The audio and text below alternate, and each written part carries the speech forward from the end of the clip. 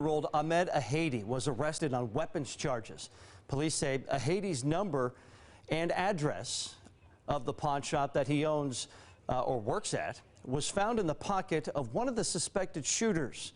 Police are trying to determine if any of the guns used in the supermarket shooting came from the pawn shop. 6 people died in the shootout, including a Jersey City police detective. Nearly 700 pages. That's the report the House Judiciary Committee sent lawmakers overnight to prepare for this week's impeachment vote. Tracy Potts has more covering Washington. President is supposed to be a dictator. Accusations and evidence. The House Judiciary Committee's 658-page report released overnight outlines 2 articles of impeachment against President Trump. Abuse of power for withholding aid to Ukraine while pressuring the country to investigate political rival Joe Biden, and obstruction of Congress for blocking White House staff from testifying about it.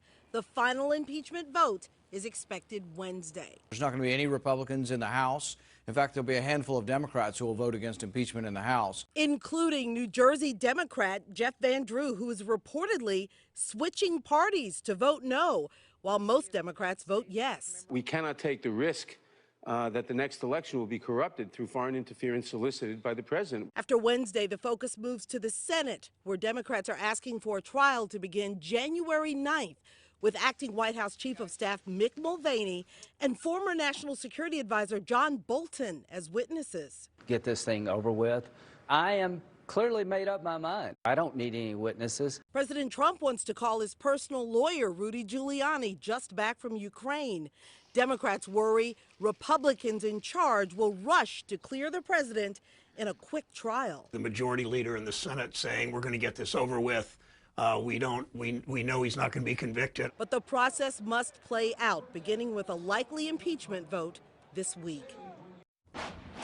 Well, despite early snowfall ahead of Santa's arrival next week, Nebraska residents may not get the white Christmas they were dreaming of. That's because meteorologists predict that temperatures will rise into the 50s this upcoming weekend. That means all that snow that has fallen will melt. A winter weather advisory was in effect all weekend long. We've had our share of snow too. And Melissa Barrington joining us right now. We do have quite a few delays right now, just over half a dozen. I'll read those to you. Eaton, Jefferson Township, Northwestern Local, Piqua, Springboro, Tecumseh, and Tri-County North Schools all working on a 2-hour delay. Now we have that full list for you over on WDTN.com, and we'll get that ticker going on the bottom of the screen as well. But that snow has fallen. Now it looks like it's going to kind of clear up snow-wise, at least for a little while. Yeah, we'll actually see some of that snow melt that we had today, and we'll see maybe some areas of drizzle or flurries early this morning, but most of that snow has already fallen. But a winter weather advisory goes back into effect later on this afternoon. As you can see here on Live Doppler 2 HD, pretty much everything is quieted down. Like I said, a few areas of some spotty drizzle out there, and it might almost be hard to determine if there's a drizzle or not out there because there's going to be a lot of spray and slush coming off the roadways this morning, so you'll still be using your windshield wipers, especially early on. But later on today, we will actually see more rain and snow work its way into the area. One area of low pressure passing to our south, a second area of low pressure coming up from the south. This one here will bring in more rain this afternoon because temperatures will be above freezing. And then as we go into tonight, we'll see that rain change over to snow with additional snow accumulations. So snowfall totals from this will not be quite as realistic because some of it's going to melt today, and then we'll get more on top of that. So what happens today is we'll see more snow tonight, anywhere from 1 to 3 inches. It'll be slick and slushy once again. The impact from the storm system will be low.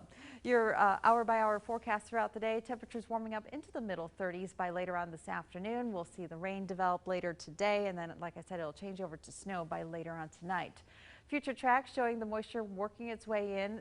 As you travel to the south, if you're going to Cincinnati, you're going to be dealing with rain, maybe even a little bit of a mix there for them. But most of us in the in the Miami Valley will see generally rain changing over to snow, and we are looking at an additional 1 to 3 inches across much of the Miami Valley by later on tonight into tomorrow morning. Some of this will linger into Tuesday morning as well.